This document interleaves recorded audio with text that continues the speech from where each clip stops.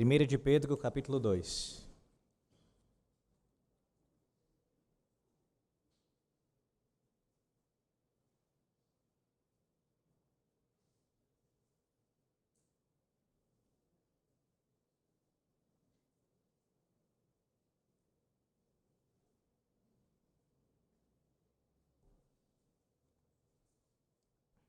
A leitura do versículo 4 ao versículo 10, mas a exposição será somente dos versículos 9 e 10.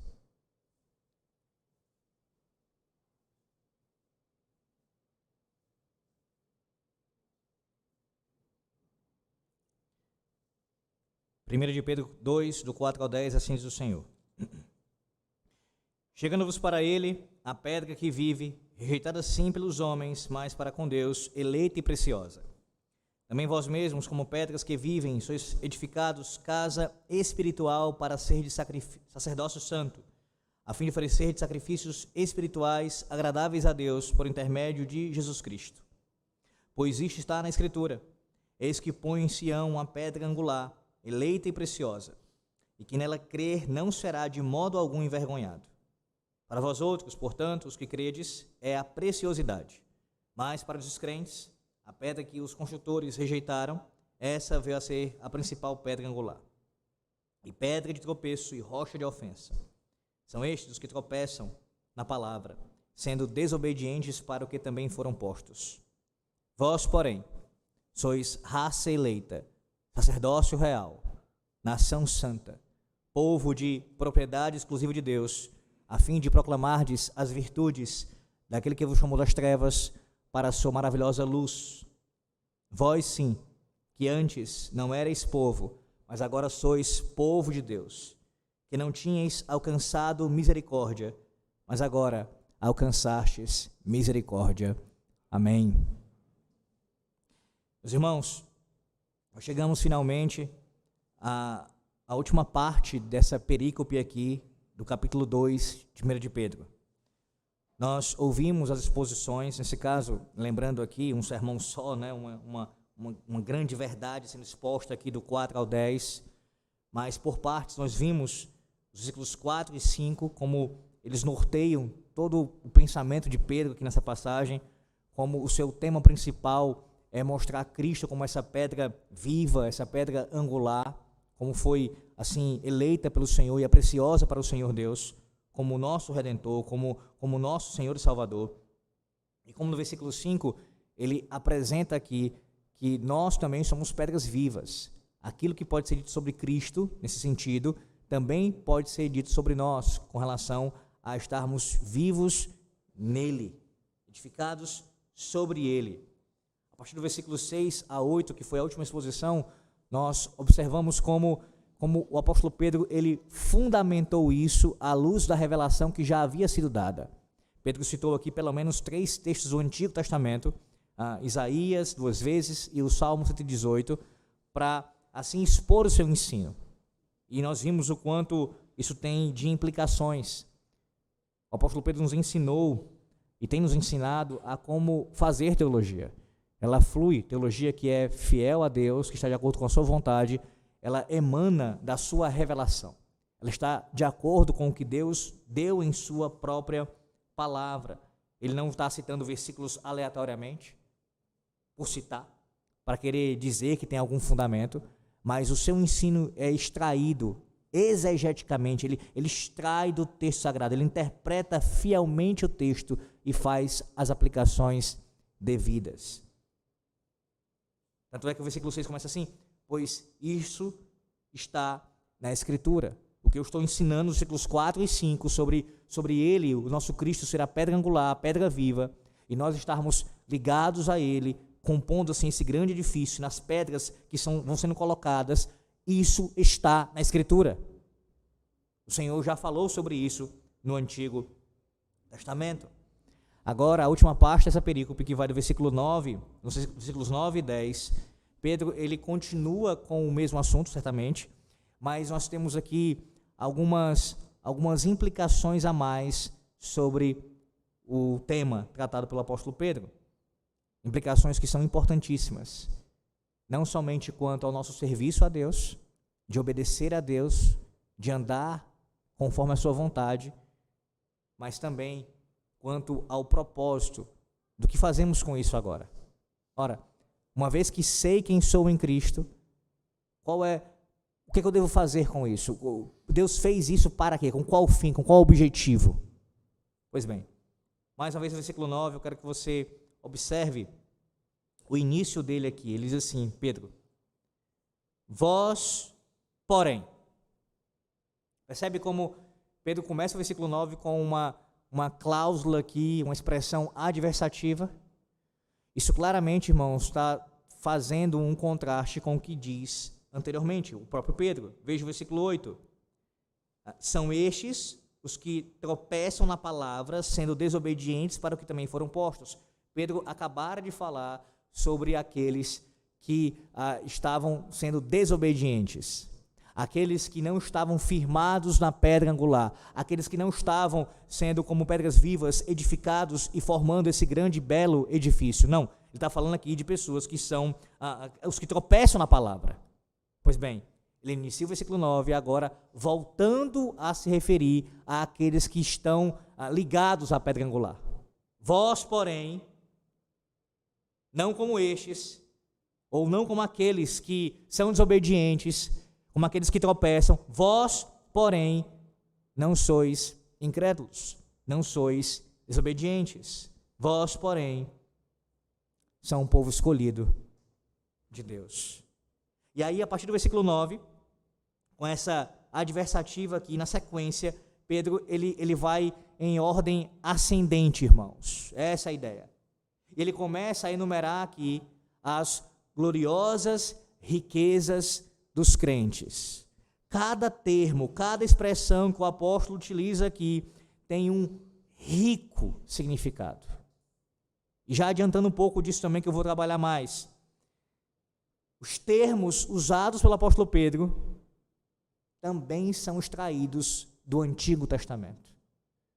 Mais uma vez, Pedro está, como é em toda a sua epístola, citando direta ou indiretamente a revelação que o Senhor já havia entregue ao seu povo, expondo-a fielmente aqui e aplicando isso à igreja de Cristo. Como nos judeus e gentios, isso é cumprido através do Redentor. A primeira expressão que ele utiliza, ele vai dizer na sua tradução, provavelmente aparece aí raça eleita, outra vez aparece na sua tradução povo escolhido. Imagine comigo, ele, Pedro aqui, sendo ele um judeu, se dirige em sua epístola, como vimos lá no começo das exposições dessa carta, a um grupo de judeus e gentios.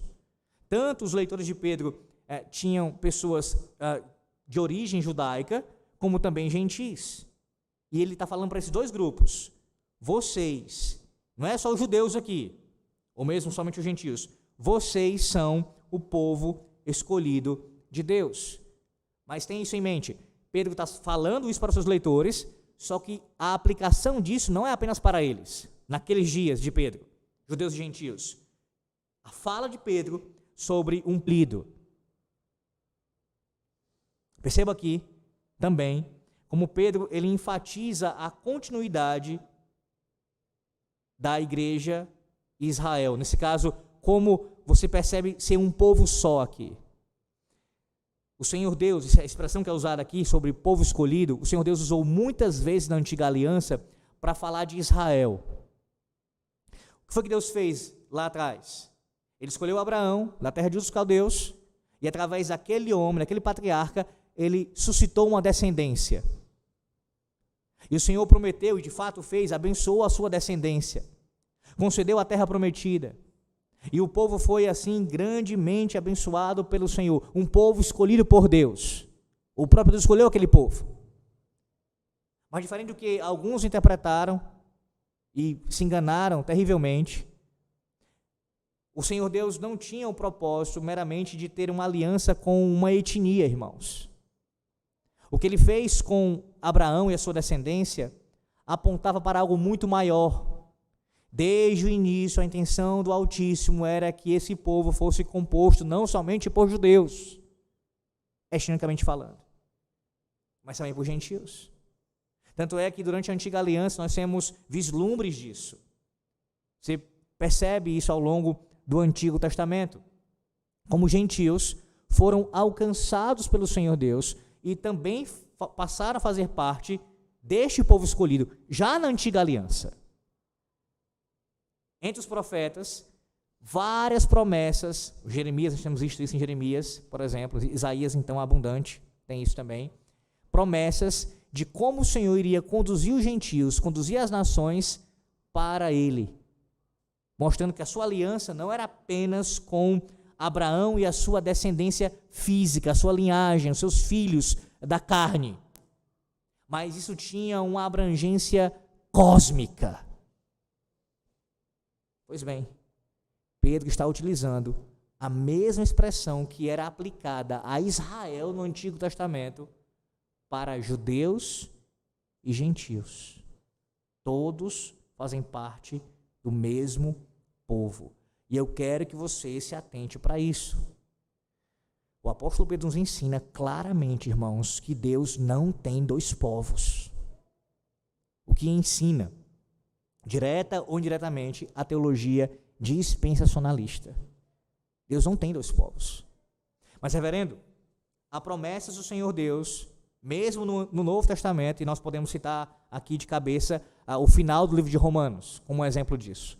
Promessas abundantes do Senhor para judeus étnicos, falando com relação à etnia mesmo. O Senhor vai abençoar os judeus. E de tal maneira que isso é tão claro que até mesmo autores reformados e documentos reformados asseveram isso. Mas eu não nego isso, pelo contrário, assevero também. O que nós discordamos quanto a isso, irmãos, é considerar os judeus hoje, no seu estado atual, sem Cristo, como se fosse povo de Deus. Ou como se Deus tivesse um plano paralelo aqui para eles. De forma alguma. Deus tem promessas de salvação, sendo mais claro e ainda direto. Há eleitos entre os judeus e Deus há de salvá-los. E passa pelo cumprimento dessas promessas, sim, um alcance de um grande número de judeus. Isso há de acontecer ainda, antes da volta de Cristo. Inclusive está ligado com um dos sinais do retorno do Redentor, do nosso Salvador. Um alcance abundante dos judeus. Esse ensino é desconhecido de muitos, achando que presbiteriano não crê nisso. Pelo contrário, nós cremos. Agora, isso é uma coisa. Outra coisa é ter no púlpito da igreja bandeira de Israel. Outra coisa é colocar nas redes sociais a bandeira do seu país e a de Israel, como se fosse assim, olha, tá vendo? Nós temos muito em comum, os cristãos e os judeus. Com o judeu que não está em Cristo, nós não temos absolutamente nada.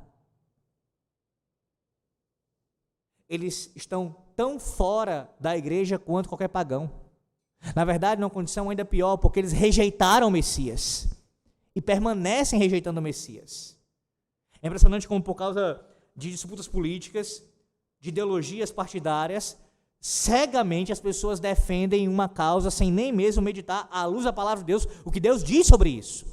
E não estou entrando no mérito aqui dos detalhes quanto a direito disso, daquilo outro, de guerra, não estou entrando nesses detalhes aqui. Apenas alertando a você para não tratar Israel como se fosse a nação escolhida por Deus, nos mesmos termos que é usado aqui para a igreja. A igreja. Vocês, nós somos o povo escolhido. Judeus e gentios. Os que estão em Cristo. E não o Israel étnico que hoje ainda é publicamente contrário ao Messias. Na verdade, se você ler um pouco a respeito disso, buscar um pouco mais de informações, verá o quanto Israel, em termos gerais, é hostil ao Evangelho. O quanto os judeus, assim chamados ortodoxos, não querem saber do Messias. Pelo contrário, blasfemam. Falam dos maiores absurdos. Está aí na internet. Muitos desses aí que são até brasileiros, falando contra Cristo. As maiores atrocidades possíveis. Então observe, Pedro, que conhecia muito bem aqui o Antigo Testamento, ele aplica as palavras dessa parte aqui da palavra de Deus aos seus leitores. Porque Pedro, escrevendo de maneira inspirada pelo Santo Espírito, os via como povo escolhido por Deus. Vai lá para Isaías capítulo 43, sem desmarcar o texto. Isaías 43, versículos 20 e 21. O que Pedro está fazendo? Pedro está tomando emprestado aqui, nesse caso citando as palavras que estão registradas nesse texto aqui de Isaías 43, versículos 20 e 21. Diz assim, ó, é um eco. Lá em Pedro é um eco do que aparece aqui em Isaías 43, 20 e 21. Os animais do campo me glorificarão, os chacais e os filhotes de avestruzes, porque porei águas no deserto e rios no ermo para dar de beber ao meu povo, ao meu escolhido, ao povo que formei para mim, para celebrar o meu louvor. Essa expressão final, para celebrar o meu louvor, vou já trabalhar sobre ela, com relação a ela mais na frente. Mas, veja, desde o Antigo Testamento, o Senhor falando sobre um povo escolhido, e Isaías anuncia aqui isso também se aplicando às promessas do Senhor Deus sobre aqueles que Ele chama para ser o seu povo. Veja, irmãos, Pedro, ele vê os crentes como corpo de Cristo, como igreja, como um povo escolhido pelo Senhor. Além disso, eu quero que você também observe, só nessa expressão, como o tema da eleição, e eu já falei isso em outro momento, ele é recorrente na epístola de Pedro aqui. Veja o versículo 6. Versículo 6, ele diz assim no versículo 6: pois isso está na Escritura, eis que põe em Sião uma pedra angular, como eleita e preciosa. E ele fala agora no versículo 9, sobre nós sermos um povo escolhido. Mais uma vez, um termo que é aplicado ao Redentor, a pessoa do Senhor Jesus Cristo, também é usado para nós, povo de Deus.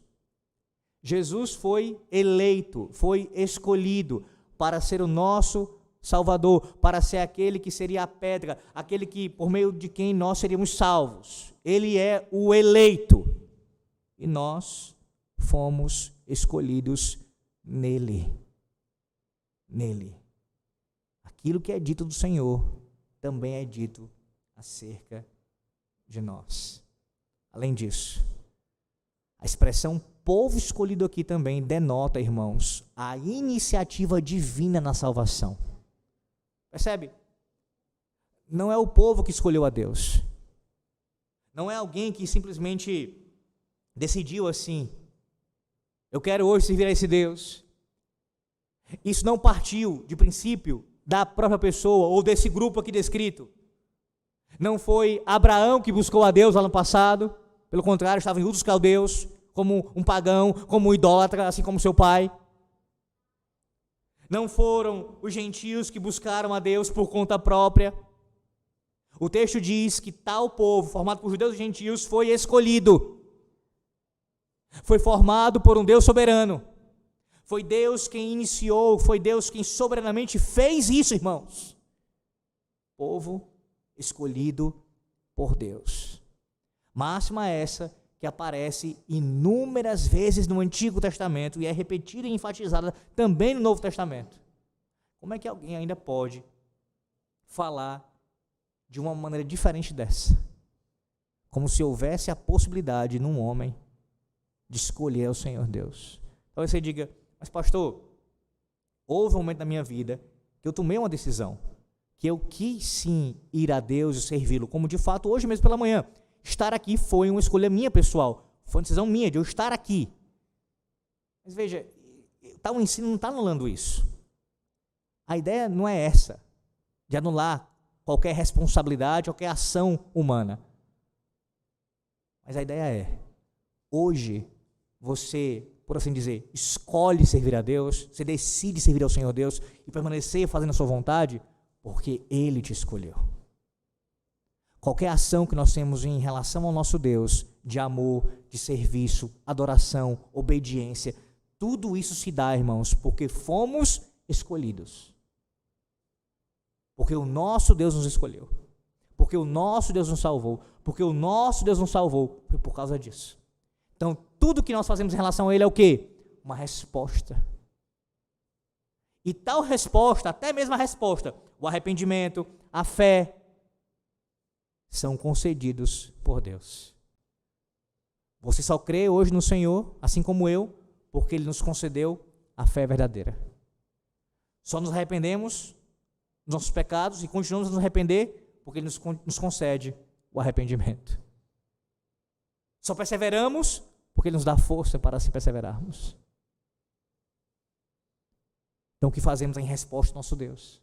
A sua ação soberana de nos salvar e de nos preservar nesta salvação. Agora eu pergunto a você nessa manhã. O que foi que fez Deus te escolher? O que foi? Pense na sua vida, por um momento, antes de conhecer a Cristo. O que tinha em você, o que você possuía, que fez, que conduziu, que levou o Senhor a considerar te escolher? O que foi? Percebe o tamanho da presunção que é defender a doutrina da eleição com base em fé prevista? Porque é isso que arminianos fazem em outros grupos. Vamos dizer o seguinte: Deus escolheu com base na fé prevista. Ele viu quem creria, portanto Ele escolheu. Mas tal argumento e tal doutrina, irmãos, não é fiel ao texto sagrado. Em momento algum nós vemos a palavra de Deus ensinando isso, como Deus escolhendo com base em fé prevista. E tal ensinamento implica em salvação pelas obras. Mas por quê?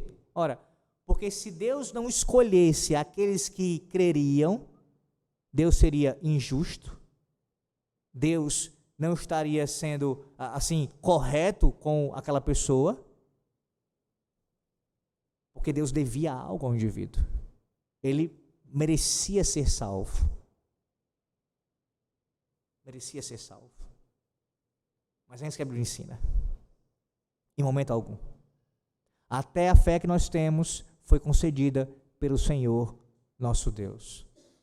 Tal explicação sobre a escolha não dá o devido crédito e a glória ao Senhor Deus. É uma escolha soberana, meus irmãos. Ele escolheu o seu povo. Escolheu cada um. E aqui também tem isso em mente. Não é um grupo de maneira, uma massa assim jogada qualquer e aleatoriamente, não. Cada indivíduo que faz parte do seu povo, cada judeu e cada gentil, foi escolhido pessoalmente pelo próprio Deus. Pessoalmente pelo próprio Deus. Não é uma conquista humana, irmãos. Não foi uma ação nossa, não foi algo que nos garantiu. É pura graça do Senhor. Pura graça. Não havia nada em você e em mim, absolutamente nada, que fizesse com que o Senhor nos escolhesse para a salvação. Nada. Você e eu, nós não somos melhores do que os ímpios lá fora, comparando vida por vida a parte de Cristo, como se nós fôssemos superiores. Não somos. Quantas pessoas você conhece que são mais inteligentes do que você, mais capazes do que você, mais preparadas, mais instruídas, com mais poder aquisitivo, com mais coisas do que você, com mais qualificações do que você? Quantas pessoas você conhece? Eu conheço inúmeras. Inclusive que demonstram, aparentemente, alguma virtude a mais. Até mesmo se conformando a alguma coisa da lei. Não é por mérito humano. Deus escolheu um povo para si, graciosamente. E fazemos parte desse povo, pela bondade do Senhor. Lembra do versículo 3? Veja, versículo 3. Se é que já tem essa experiência de que o Senhor é bondoso. Lembra que a ideia aqui é de certeza. Nós experimentamos a bondade do Senhor. Onde isso pode ser visto, pastor? De muitas formas. Versículo 9. Fomos escolhidos por Ele. Não, tal doutrina não leva à soberba, irmãos. O que leva à soberba é o nosso coração pecaminoso, que não se submete à vontade do Senhor Deus e não é humilde como deveria ser, porque tal doutrina leva, na verdade, à humildade. Por isso que todo reformado, presbiteriano, calvinista, os termos que usarem, orgulhoso e soberbo por causa de sua eleição, é uma contradição. Porque Deus fez isso soberana, voluntária e graciosamente por nós. Somos o seu povo escolhido por bondade do Senhor. Mas Pedro continua e diz ainda: nós somos sacerdócio real. Perceba como Pedro ele continua, irmãos, a descrever as gloriosas riquezas dos crentes. Ele nos chama aqui, ele nos chama de sacerdócio real. Observe o versículo 5. No versículo 5, ele fala do sacerdócio santo. No versículo 5, também vós mesmos, como pedras que vivem, sois edificados, casa espiritual, para serdes sacerdócio santo. Essa frase usada por Pedro aqui, essa expressão do versículo 5, ela é bastante significativa em vista do que ele já falou anteriormente também. Volte mais um pouco, versículos 15 e 16. Versículos 15 e 16 do capítulo 1. Ele diz assim, no capítulo 1. Pelo contrário, versículo 15. Segundo é santo aquele que vos chamou, tornai-vos santos também vós mesmos em todo o vosso procedimento, porque escrito está, mais uma vez, apontando o que a Bíblia diz, a palavra de Deus, porque escrito está, sede santos, porque eu sou santo. E aí ele prossegue nesse tema da santidade. No versículo 5, falando de um sacerdócio que é santo. E agora, no versículo de número 9, ele usa um outro adjetivo aqui para falar desse sacerdócio. Ele não é apenas santo, mas também é um sacerdócio que é real, trazendo aqui, irmãos, a ideia de um reino e de um rei. Vai lá para Zacarias, no Antigo Testamento, Zacarias capítulo 6. Você veja isso também no Antigo Testamento, mais uma vez, em Zacarias capítulo 6.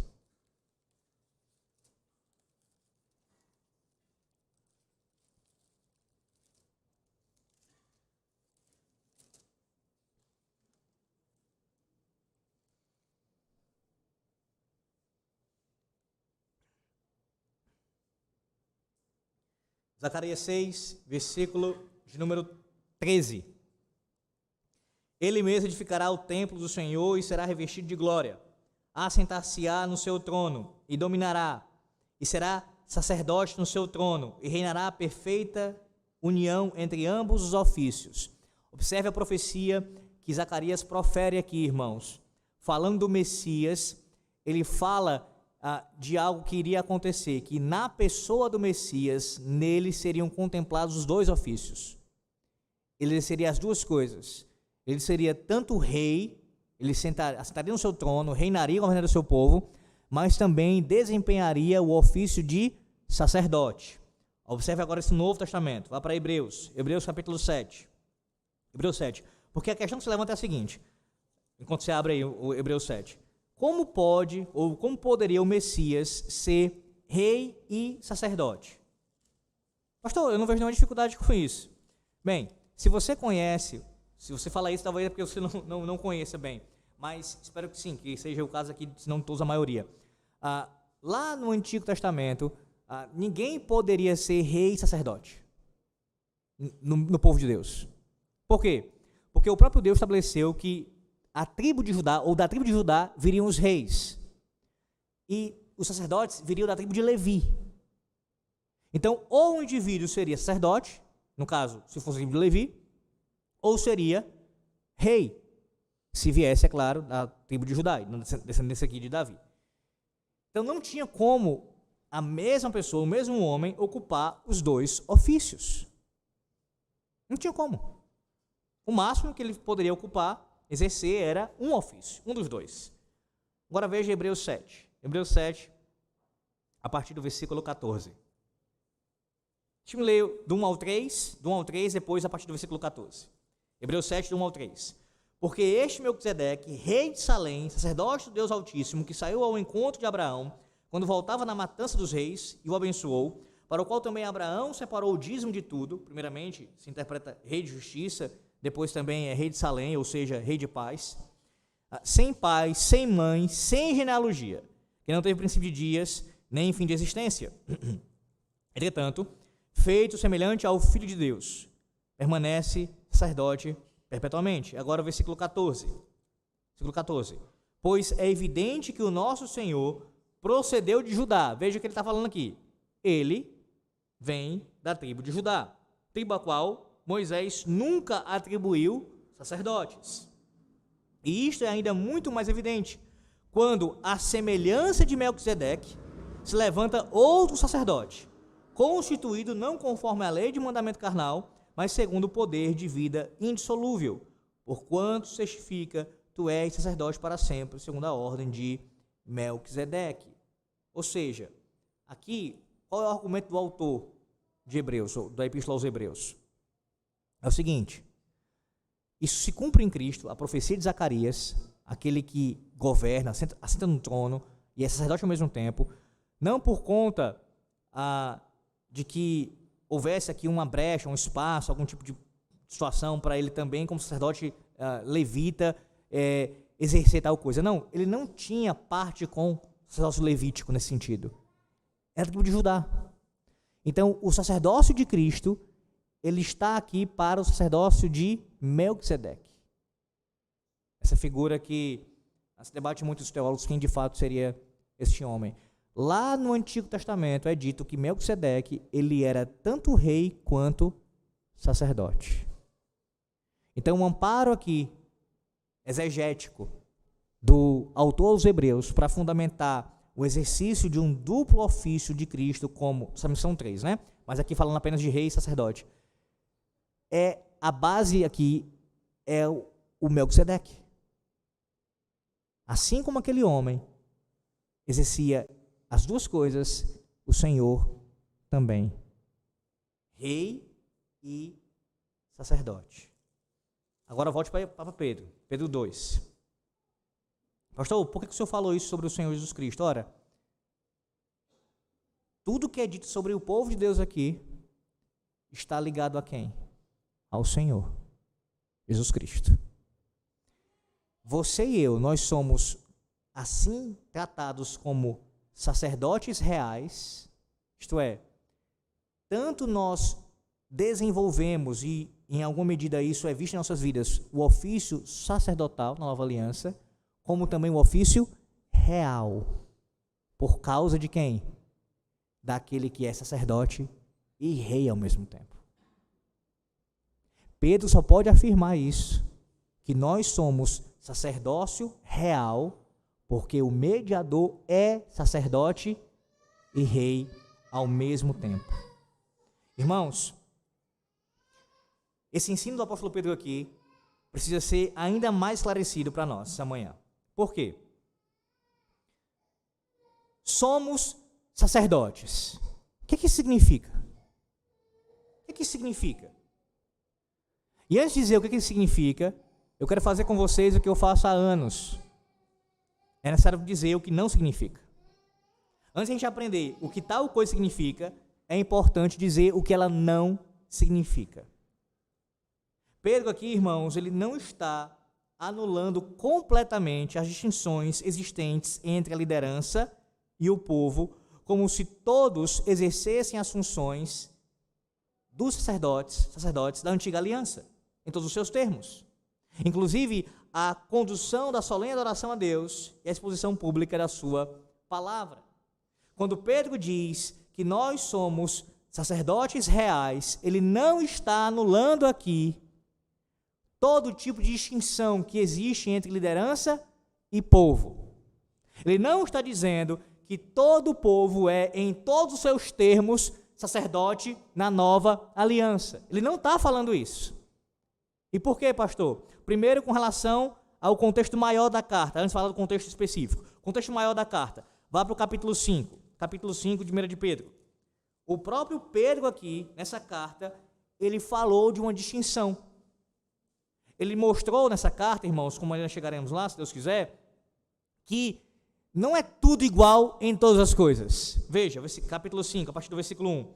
Rogo, pois, aos presbíteros que há entre vós, eu, presbítero como eles e testemunho dos sofrimentos de Cristo, ainda co-participante da glória que há de ser revelada, pastoreai o rebanho de Deus que há entre vós, não por constrangimento, mas espontaneamente, como Deus quer, nem por sorte da ganância, mas de boa vontade, nem como dominadores dos que vos foram confiados, antes tornando-vos modelos do rebanho. Ora, logo que o Supremo Pastor se manifestar, recebereis a inacessível coroa da glória.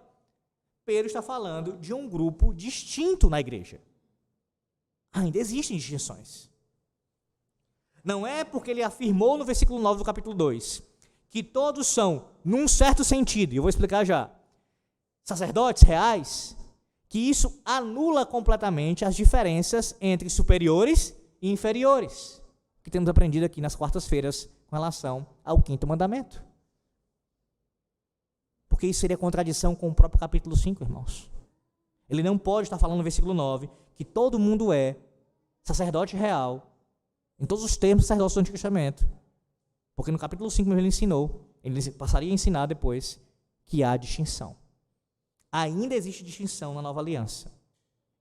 Pastor, por que o senhor está salientando isso com tanta força? Ora, porque, irmãos, é por causa de uma má exegese, de uma má interpretação de textos como esse aqui, que aberrações doutrinárias surgem.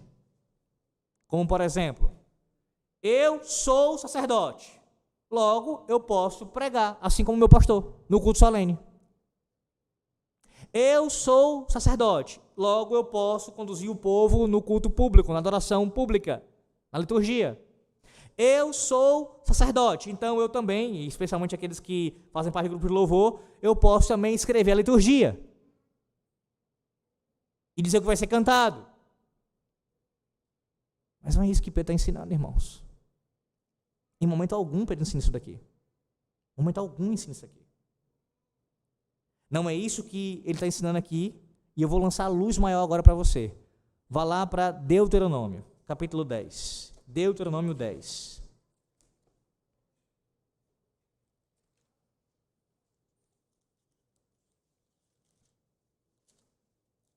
Eu quero que você veja, nesse texto aí, um exemplo de em que sentido Pedro está usando aqui essa expressão para nós como povo de Deus. Qual é o ponto de contato com os sacerdotes da antiga aliança? Qual é? Qual é o ponto de contato? Em que todos são também na nova aliança? Em que? Veja o capítulo 10, versículos 8 e 9. Por esse mesmo tempo, o Senhor separou a tribo de Levi para levar a arca da aliança do Senhor, para estar diante do Senhor, para o servir e para abençoar em seu nome até o dia de hoje. Porque Levi não tem parte nem herança com seus irmãos, o Senhor é a sua herança, como o Senhor teu Deus lhe tem prometido. Basicamente, o que Pedro está dizendo é o seguinte, nesse contexto do versículo 9 aqui do capítulo 2. Nós somos sacerdotes na nova aliança. Em que sentido? Nós temos livre acesso à presença do Senhor Deus. Nós estamos e podemos estar assim diante do Senhor, diante da sua presença. E adiantando um pouco aqui, isso acontece com todos os crentes e com o fim de em seguida anunciarmos isso aos outros. O sacerdote da antiga aliança se colocava diante da presença do Senhor. E depois de estar diante do Senhor, ele prosseguia para anunciar isso e abençoar a outros com o que ele tinha recebido da parte do Senhor. O contexto lança a luz a isso. Eu vou só citar, ainda vou explicar. Versículo 9. A fim de proclamardes as virtudes. Percebe a expressão? Você está diante do Senhor, tem livre acesso ao Senhor como sacerdote, com o fim de anunciar as bênçãos do Senhor, anunciar as promessas do Senhor de salvação, anunciar o evangelho do Senhor, anunciar os feitos do Senhor. É nesse sentido. É nesse sentido. Todos, sem exceção, que estão em Cristo, são sacerdotes. Não há mais, meus irmãos, como havia na antiga aliança, figura de um homem, de um sacerdote, um homem aqui entre nós, que fazia tal mediação como um tipo de Cristo apontando para o Redentor. Não. Todos nós, no culto solene, isso é mais vívido ainda. Na antiga aliança, tinha esse caráter ainda mais representativo. Ainda há elementos disso. Vou dar um exemplo. Com relação ao culto público, veja uma continuidade. Na antiga aliança, os sacerdotes, eles tinham que conduzir o povo a adorar a Deus. Conduzir a liturgia. Conduzir o povo a adorar o Senhor Deus. Na nova aliança permanece, com relação aos ministros. Devem conduzir o povo a adorar ao Senhor Deus. Mas não é como na antiga aliança, e aqui você vê a descontinuidade, onde muita coisa, ou nesse caso, praticamente tudo ficava na responsabilidade daquele oficial. A ponto, por exemplo, do sumo sacerdote, só ele poder entrar no Santo dos Santos. Não. Agora, na nova aliança, no culto solene, todos adentram ao Santo dos Santos. Todos nós. Não tem uma aqui entrando no lugar de vocês. Por meio de Cristo, estamos agora no Santo dos Santos. Esse é um exemplo de continuidade e descontinuidade. Ainda tem um oficial, nesse caso, conduzindo a adoração a Deus. O povo, venhamos, adoremos ao Senhor juntos. Mas não em todos os termos que acontecia ali na antiga aliança.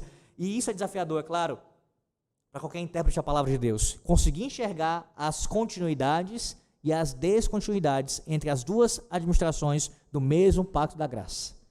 Mas a gente não pode correr em erro aqui, achando que é tudo como era antes, ou então achar que houve uma mudança absoluta, a ponto de agora não tem mais nenhuma distinção. O desafio é esse, é encontrar onde há continuidade e onde há descontinuidade. E a Bíblia nos ensina isso, porque o próprio texto nos mostra que o sentido que Pedro utiliza aqui não é no sentido de que qualquer um pode pregar publicamente ou conduzir uma liturgia pública. Não. O sentido é, qualquer um em Cristo tem acesso direto ao Senhor, inclusive no culto solene, sem anular as distinções entre oficiais e o povo. Percebe? Você não é um espectador no culto solene. Irmãos, mais uma vez eu vou admoestá-los com relação a isso, porque vez por outra eu discuto esse tipo de coisa. E numa igreja como a nossa, isso jamais deveria acontecer depois de tantos ensinos. Você não vem para assistir o culto. Acabe com essa expressão. Eu vou assistir o culto. Isso não é futebol não, irmãos. Nem filme não. Nem série não. Nem sei lá mais o que você fica assistindo. Um espetáculo de teatro, de apresentação de música. Isso não é. Você vem cultuar a Deus. Coloca no teu vocabulário. Eu vou hoje prestar culto a Deus. Eu vou adorar o meu Senhor. Eu estou cultuando a Deus. Adorando. É assim que você fala. Isso é precisionismo. Não, isso é fidelidade bíblica. É assim que a Bíblia apresenta. Nós vamos cultuar ao Senhor. E não é só porque isso já seria suficiente, porque a Bíblia usa esses termos, mas também por conta da implicação disso. Assistir dá uma ideia, transmite a ideia de algo meramente passivo. Você está passivamente assistindo. Tá vendo? Está acontecendo. Estou vendo. Estão lá fazendo por mim, estou vendo. Não é, o culto não é isso.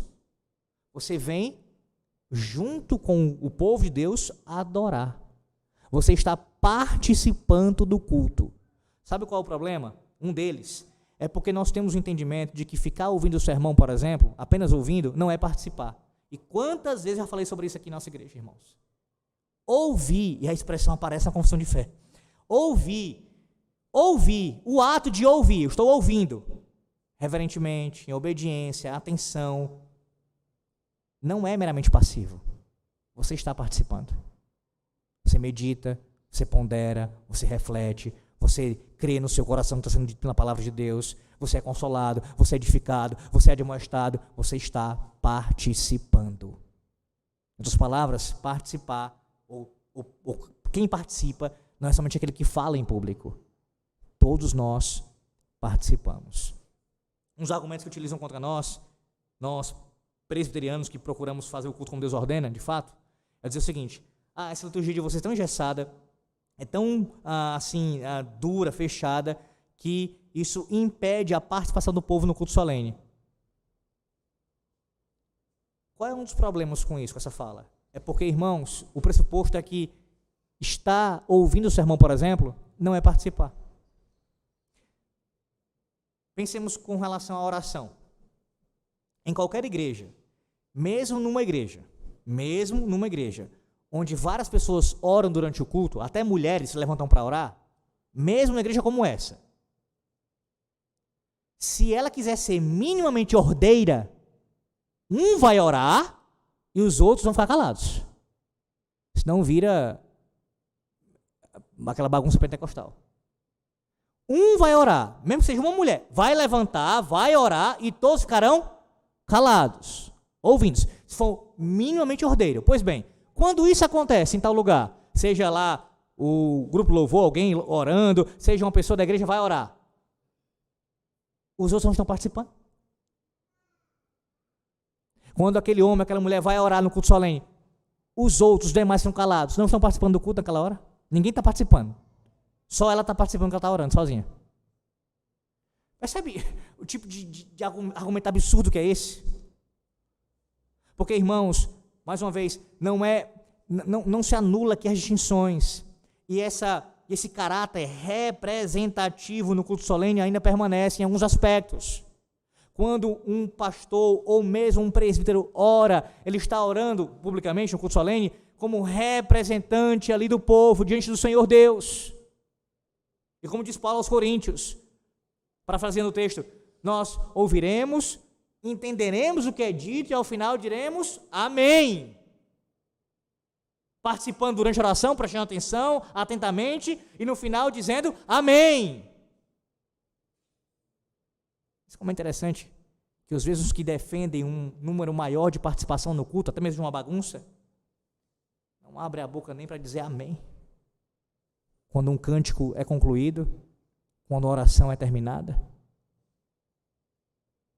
Sacrifícios agradáveis ao Senhor. Veja o versículo 5, mais uma vez. Também vós mesmos, como pedras vivas, que vivem santificados, casa espiritual, para ser sacerdócio santo. Veja, ele vai dizer, a fim de oferecer sacrifícios espirituais agradáveis a Deus, por intermédio de Jesus Cristo. E em que sentido Pedro está apresentando aqui o sacerdócio real, irmãos? Todos nós em Cristo, com livre acesso à presença do Senhor, por meio do Senhor Jesus Cristo, apresentamos a nossa vida como sacrifício ao Senhor. O autor aos Hebreus vai falar sobre sacrifício de louvor, já expliquei sobre isso. Quando cantamos, então, os salmos aqui, estamos apresentando ao Senhor um sacrifício de louvor. Cada sacerdote, no seu banco, em pé ou sentado, está apresentando ao Senhor sacrifício de louvor. Não terceirize sua fé. Não faça isso. Você não adora por tabela. Mesmo quando acontece a questão da representatividade. Um oficial vai orar, o pastor está pregando, você está participando. Ou você está participando de forma reverente, com atenção e temor no coração, ou você está fazendo essa revelia, mas está participando, está envolvido no que está acontecendo, de uma forma ou de outra. E por último, ainda nesse ponto, lembre-se, é um sacerdócio real. Isso está ligado diretamente ao Senhor Jesus Cristo como nosso Rei e ao seu reino. Nós somos sacerdotes que desenvolvem tal sacerdócio num reino, em cumprimento à vontade do nosso soberano. Então, os sacrifícios oferecidos a Ele, ou a chegar-se à sua presença, e o próprio proclamar as suas virtudes, que veremos depois, tem que ser feito de acordo com a sua vontade. Como é que agrada ao rei? Porque a mesma fala, sou sacerdote, posso fazer isso e aquilo outro. Você é um sacerdote real, santo e real. Então o que você faz em obediência ao seu rei. E a pergunta é, usando a linguagem de Pedro, no caso, colocando isso de outra maneira, então de pergunta, isso está na Escritura? Isso está na Escritura? Você, sacerdote, quer apresentar isso ao Senhor Deus, está na Escritura? Está fazendo isso ao seu rei, como um mandato, como uma ordem do seu rei? Terceiro, nação santa. Nação santa. Mais uma vez, Pedro utiliza uma fraseologia aqui do Antigo Testamento, meus irmãos. Olha lá para Êxodo capítulo 19. Êxodo 19. Preciso avançar. Êxodo 19.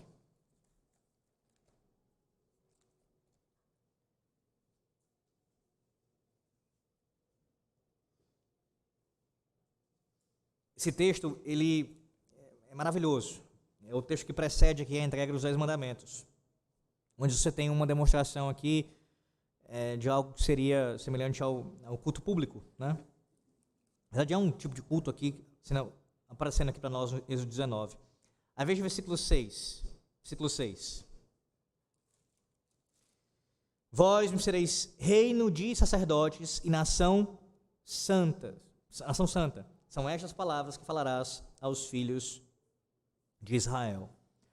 Veja, as duas expressões usadas para Israel, tanto um sacerdote, um reino de sacerdotes, né, um sacerdócio real, bem como também nação santa, Pedro usa lá no capítulo 2, no versículo de número 9. Não era apenas a intenção do Senhor aplicar isso a Israel, ao Israel étnico, mas todo o seu povo composto de judeus e gentios. Eu quero que você tenha em mente a implicação de usar uma expressão como essa. E aqui a primeira expressão, no caso, né? Antes de falar do adjetivo, nação. Irmãos, uma nação ela é formada de cidadãos que residem no mesmo local, que obedecem a regras específicas e regulamentações e lutam pelo bem da sociedade, daquela sociedade que eles compõem. Então, veja a implicação. Nós fazemos parte de uma nação. O termo, inclusive, tem esse cunho político também. Pedro não está usando nesse sentido meramente, mas algo mais profundo aqui. Nós somos espiritualmente falando, nós somos uma nação. Nós devemos andar juntos. Devemos caminhar com o mesmo propósito, lutar pelos mesmos interesses, nos ajudando mutuamente. Cidadãos da nação santa só podem ser chamados de cidadãos dessa cidade por causa de quem? Também por causa do Senhor Jesus Cristo. Só fazemos parte dessa nação, irmãos, porque essa cidadania é concedida através do Senhor. Nós somos brasileiros, né? Pelo menos creio que todos aqui são, porque nascemos nesse país e por direito recebemos a cidadania. Mas você só pode ser um cidadão da nação santa se estiver em Cristo. Além disso, tal nação, ela não é presa a um território somente. O que foi que nós vimos em Jeremias 46, na leitura sequenciada? Deus é rei de toda a terra, por isso pode castigar as nações. Pois bem, o seu povo é composto, a sua nação santa é composta por todos aqueles que estão em Cristo, independente da sua nação de origem. Isso acontece, irmãos, por causa da graça do nosso Deus. Isso acontece por causa da sua eleição soberana. Além disso, eu quero que você observe, ainda nessa expressão aqui, como o texto nos ensina a valorizarmos mais uma vez a nossa comunidade cristã. Nós não fomos separados para viver de forma isolada, mas para vivermos juntos. E eu quero contrastar isso com o nosso país. Como assim, pastor? Quantas vezes nós somos mais ávidos, mais ligeiros para defender os interesses desta nação a qual nós residimos e nascemos, em detrimento da nação santa? Essa fala não é contrária a qualquer tipo de desejo por melhor em nosso país e defesa em alguma medida pela nossa nação. Mas eu estou querendo colocar as coisas no seu devido lugar. O que é prioridade para você? Os interesses da nação santa, do povo de Deus, da igreja de Cristo, ou os interesses desse país aqui?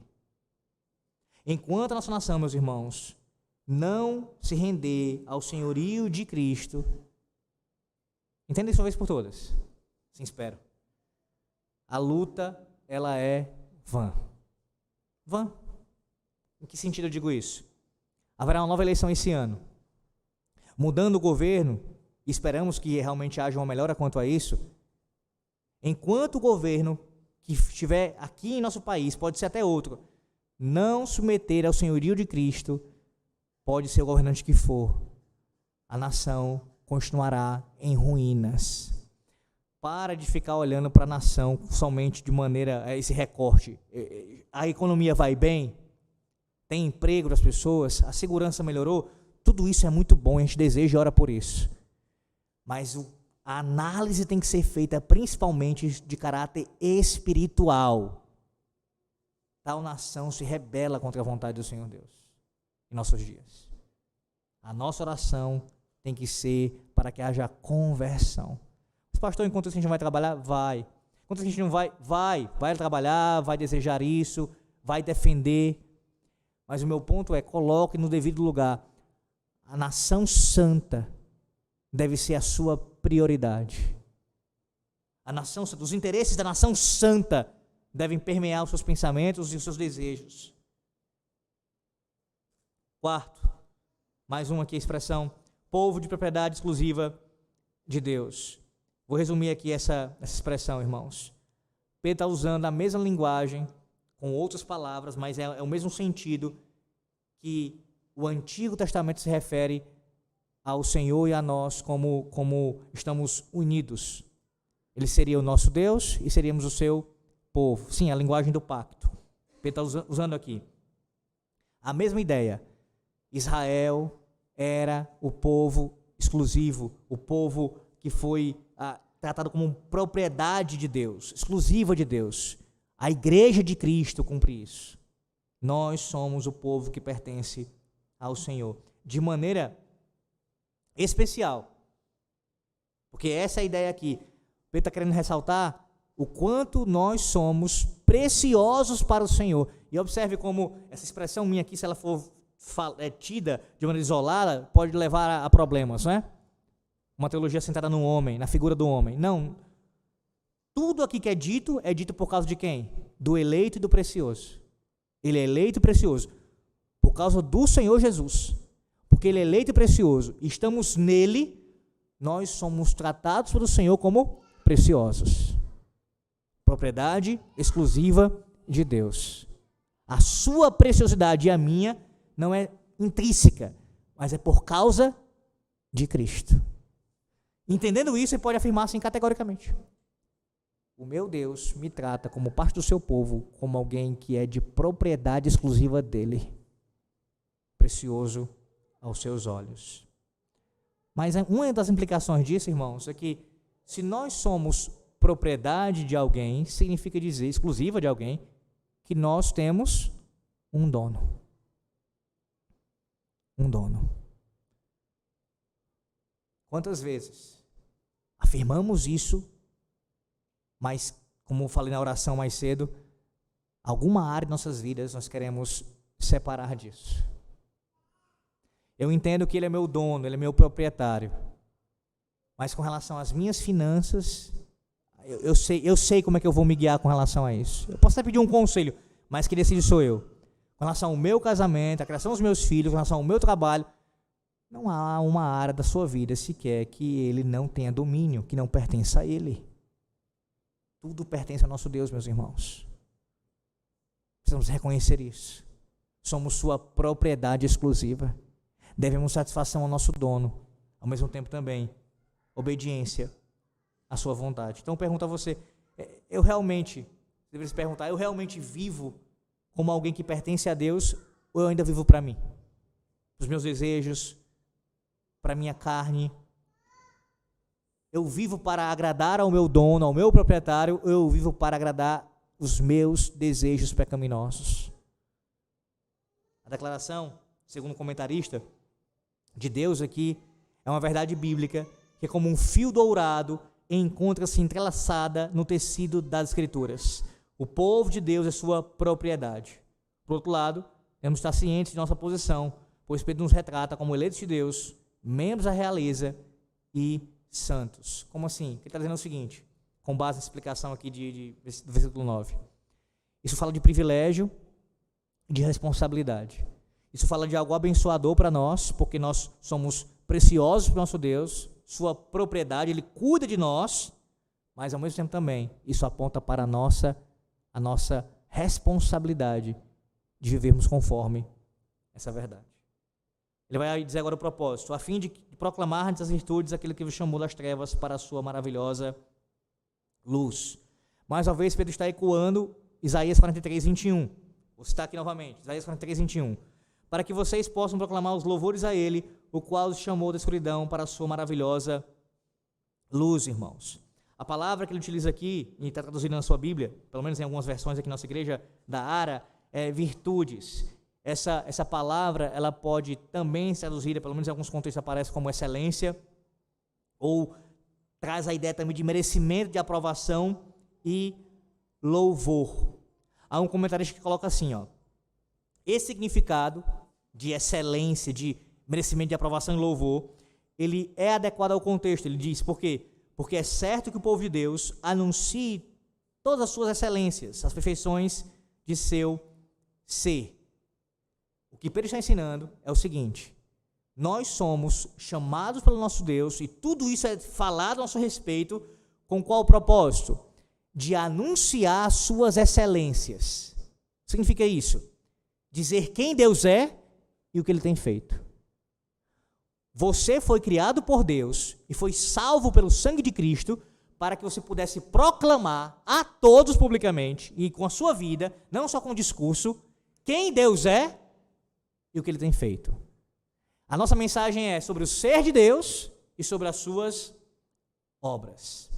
A palavra que é usada aqui por Pedro, no caso em nossa tradução proclamardes ou anunciar, irmãos, ela aparece várias vezes no livro dos Salmos, como o ato, ou no caso para designar o ato de louvar a Deus, porque é isso que nos Salmos nós fazemos. Os salmistas fizeram e nós fazemos quando cantamos. Nós estamos, quando cantamos os Salmos, proclamando, anunciando o quê? Quem Deus é e as suas obras. Pastor, então isso significa dizer que nós, como sacerdotes, cumprimos isso quando cantamos os salmos? Também, mas não somente. Pedro não tem aqui a intenção de falar somente sobre o culto público, sobre quando nós nos reunimos para falar sobre as grandezas do nosso Deus, suas excelências no culto solene. Isso tem aplicação para a vida como um todo, irmãos. Você é um sacerdote, você é a nação santa, você é tudo isso em Cristo, para que não apenas no culto público, mas em sua vida você proclame e anuncie isso. Em sua vida. Deixa eu citar o que diz o capítulo 16 da Confissão de Fé, das boas obras, seção 2. Estas boas obras, feitas em obediência aos mandamentos de Deus, são o fruto e as evidências de uma fé viva e verdadeira. Por elas, os crentes manifestam a sua gratidão, fortalecem a sua confiança, edificam os seus irmãos, adornam a profissão de fé do Evangelho, tapam a boca aos adversários e glorificam a Deus, cuja feitura são criados em Jesus Cristo para isso mesmo, a fim de que, tendo seu fruto em santificação, tenham no fim a vida eterna. Um dos textos bíblicos que é citado aqui como fundamento exegético é 1 de Pedro 2,9, para falar sobre os crentes manifestarem a sua gratidão. Um exemplo de boas obras, quando manifestamos a nossa gratidão a Deus, o que o versículo 9 também ensina.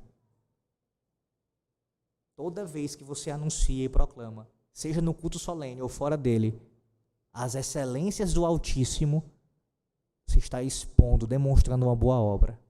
Mas veja, não apenas com seu discurso ou com seu canto, com a sua vida. Versículo 9. Daquele que vos chamou das trevas para a sua maravilhosa luz. Irmãos, observe como a palavra de Deus é tão precisa aqui. É a doutrina que confessamos e a vida que levamos. É o que nós dizemos crer sobre quem Deus é, as suas obras, e é o que nós demonstramos no nosso testemunho público de vida. Você vai anunciar as virtudes, as excelências, as obras de Deus, quem Deus é, os seus louvores, através do que também? Do fato de que você agora não está mais em trevas, mas agora está em luz. As pessoas precisam ver em sua vida, enxergar em sua vida, não apenas o discurso, não só o que você canta, não só o que você diz, mas também os seus atos. Precisam ver, ele não está mais em trevas, está na luz agora.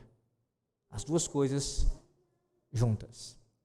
Observe, não é apenas viver bem, ser alguém moral, é alguém que tem uma moralidade irretocável. Não, não. É revelar a Deus ao mundo. Nós somos chamados pelo Senhor para revelá-lo com nossas vidas ao mundo. Mas, reverendo, o Senhor já se revelou na criação? Sim. Na sua palavra? Sim. Mas como diria certo autor, a vida dos crentes é a Bíblia que muitos incrédulos lerão em suas vidas. Muita gente nunca vai abrir a Bíblia para ler. A Bíblia que elas lerão será a vida de vocês e a minha vida. Você proclama, você anuncia, com o discurso, com o canto, mas com a vida também. Você consegue entender então por conta o porquê que o silêncio espiritual é incoerente com a fé? Irmãos, a ideia aqui, a ênfase do texto é proclamar. Como assim, pastor? Pedro está dizendo que o que tem que ser feito tem que ser algo público, notório, audível. A gente não consegue abrir a boca para cantar um salmo no culto. A gente não consegue fazer isso. A gente não consegue abrir a boca e cantar um salmo com alegria, com vigor, com todo desejo e ardor para falar das excelências do Senhor, das suas obras no culto solene. A gente não consegue fazer isso. O que dizer então no culto doméstico, da adoração a Deus? Cantar, falar. Isso tem que ser algo público. Mas não apenas isso. O nosso testemunho tem que gritar também. O nosso testemunho de antes trevas, agora luz, tem que gritar para todos lá fora. Podem até não reconhecer a Deus, porque isso é uma obra do Senhor, de transformá-los. Mas no mínimo tem que ficar nítido a transformação. Houve uma mudança ali. Eu não sei o que foi. Que aconteceu na vida daquele indivíduo, mas aconteceu alguma coisa. Nítido. Nítido. É assim no seu trabalho? No meio da sua família, você é alguém que, no meio de trevas, estou falando de pessoas que não temem a Deus, se é o seu caso, você é a luz que brilha no meio deles? Ou no meio dos descrentes, você acaba se moldando e sendo mais um que usa vocabulário, que tem atitudes, que tem comportamentos que são mais semelhantes às trevas do que à luz? Como é que você quer ganhar, conquistar, pelo seu testemunho, alguém para o Evangelho, para Cristo, sabendo que seria apenas um instrumento, isso é claro, se você se molda ao mesmo comportamento que eles têm? Ri das piadas imorais que eles fazem, concorda com coisas que são contra o Evangelho, nunca se coloca na posição de se opor e dizer, não, isso está errado, Deus na sua palavra, na sua lei. Eles não estão aí, pastor, mas você tem que falar. Você é testemunha do Evangelho, de Cristo. Você é luz em meio a trevas. E ainda por último, antes de fazer uma síntese do versículo 10 aqui. Irmãos, o foco não somos nós. Nunca foi. Esse desejo, esse anseio de querermos sermos o protagonista, não é assim? A gente lê uma história ou assiste um filme, a gente sempre se identifica com o protagonista da história. Mas nessa história aqui, na revelação, em toda a criação, nós não somos os protagonistas. Você e eu, nós somos criados por Deus e chamados pelo Senhor, escolhidos por Deus, para falar sobre outro, para anunciar as excelências de Deus. Quantas vezes perdemos tempo com testemunhos que focam em nós mesmos, falam somente dos nossos problemas, das nossas coisas, no caso testemunho de coisas boas, né? Do que você fez, do que você tem. A sua mensagem, a sua vida tem que se concentrar em Deus. Em Deus. Pastor, então aqui tem a brecha, né? Tem um espaço aqui. Pregação pública. Não, irmãos. É evangelização. Testemunho do Evangelho. Falar de Cristo. A mensagem tem que ser completamente sobre o Senhor Deus. Agora, como é que a gente faz isso se a gente não conhece a Deus? Se a gente não lê a sua palavra, se a gente não conhece os atributos, não consegue nunca falar nada de Deus para alguém, seja uma palavra simples, uma mensagem simples, ou mesmo uma coisa que exija um pouco mais de nós, não conseguimos. Eu só consigo falar se eu conhecer, e não apenas isso, conhecer e ter em alta estima, porque para eu realmente falar isso conforme Deus ordena, eu devo considerar as excelências de Deus, glorificá-lo, exaltá-lo, bendizê-lo, honrá-lo, conhecendo quem Deus é e o que Ele faz. São as virtudes dEle e não as nossas que têm sido anunciadas. Eu quero encerrar com o versículo 10, fazendo uma síntese aqui. Vós sim, que antes não erais povo, mas agora sois povo de Deus, que não tinhais alcançado misericórdia, mas agora alcançastes misericórdia. Bem breve aqui, eu quero ver o contraste primeiro, observe aí. O versículo ele é construído aqui, irmãos, em dois contrastes paralelos. Veja, antes, passado, agora, presente. Antes, agora. Outro contraste, não povo, não era um povo, agora, povo de Deus. Outro contraste, sem misericórdia antes e agora alcançaram misericórdia. Percebe? Temos três formas aqui de contrastar, e isso, irmãos, ganha um efeito retórico mais forte ainda na transformação que ocorreu. Intencionalmente, o apóstolo utiliza essa estrutura aqui para causar esse efeito de contraste, de diferença.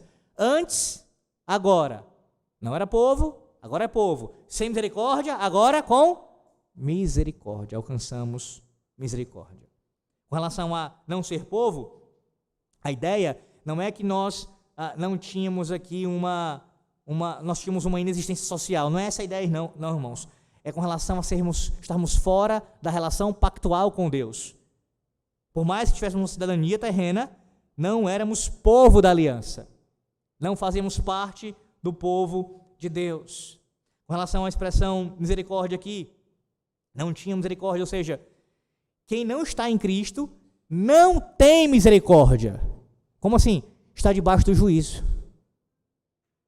Não é que isso signifique dizer que Deus nunca, em sua soberana vontade e bondade, não possa conceder algum tipo de bem aos homens de forma geral. A Bíblia fala sobre isso. O exemplo mais claro disso é a criação.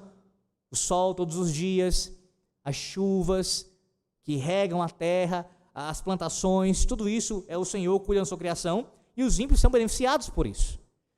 Contudo, com relação às misericórdias pactuais relacionadas sobre a salvação do Senhor Deus, isso só é destinado ao seu povo. Quem não é povo de Deus não tem tal misericórdia. Está debaixo do juízo do Senhor. Mas nós alcançamos misericórdia. Qual é o pano de fundo? Aqui eu vou encerrar. Vá para Oséias capítulo 1. Oséias 1. Pedro está citando mais uma vez o Antigo Testamento, e agora está citando o profeta Oséias.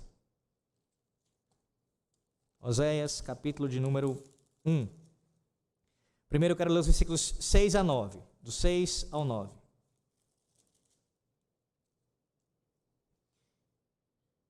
Tornou ela a conceber e deu à luz uma filha. Disse o Senhor a Oséias: põe-lhe o nome de desfavorecida, porque eu não mais tornarei a favorecer a casa de Israel para lhe perdoar. Porém, da casa de Judá me compadecerei, eu salvarei pelo Senhor seu Deus, pois não o salvarei pelo arco, nem pela espada, nem pela guerra, nem pelos cavalos, nem pelos cavaleiros. Depois de haver desmamado a desfavorecida, concebeu e deu à luz um filho.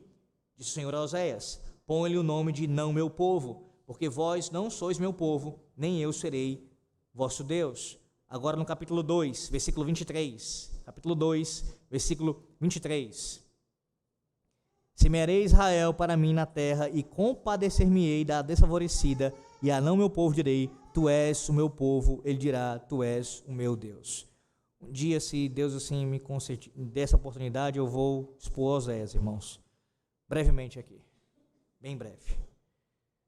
A mesma linguagem que Oséias utilizou ali, que o Senhor usou através de Oséias para se referir ao seu povo, e exemplificou isso na vida do profeta Oséias, de uma mulher adúltera, de uma mulher rebelde à aliança matrimonial, o Senhor, usando aquele profeta como modelo, disse: o meu povo não é mais meu povo.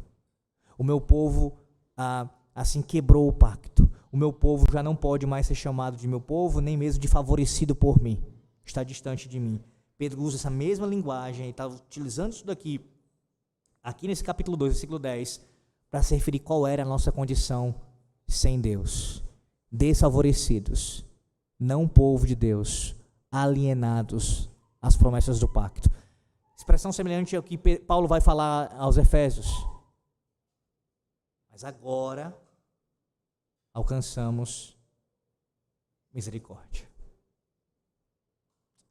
Lembra do início desse sermão? Da construção? Pedras espalhadas por todos os lugares, quebradas, irregulares, aparentemente inúteis. Qual função nós tínhamos? Qual valor nós tínhamos? Tudo bem, de fato, somos criados à imagem e semelhança do nosso Deus. Isso há um valor no ser humano, até mesmo um ser humano que não crê em Cristo. Mas digo, nesse sentido aqui, de valor como povo de Deus, não tínhamos nenhum valor. Mas o Senhor pegou cada uma dessas pedras e colocou-as, todos nós, nos colocou ligados à pedra angular. E está construindo o seu edifício, irmãos. O seu edifício. Cada expressão usada para o povo de Deus na antiga aliança é repetida sobre o povo de Deus na nova aliança. De tal forma, que você pode sair daqui nessa manhã, antes de pensar nas admoestações, nas implicações práticas disso tudo aqui com relação à obediência a Deus. Antes disso, a primeira coisa que você tem que pensar e meditar: o que Deus fez por você em Cristo? Como você experimentou a bondade de Deus?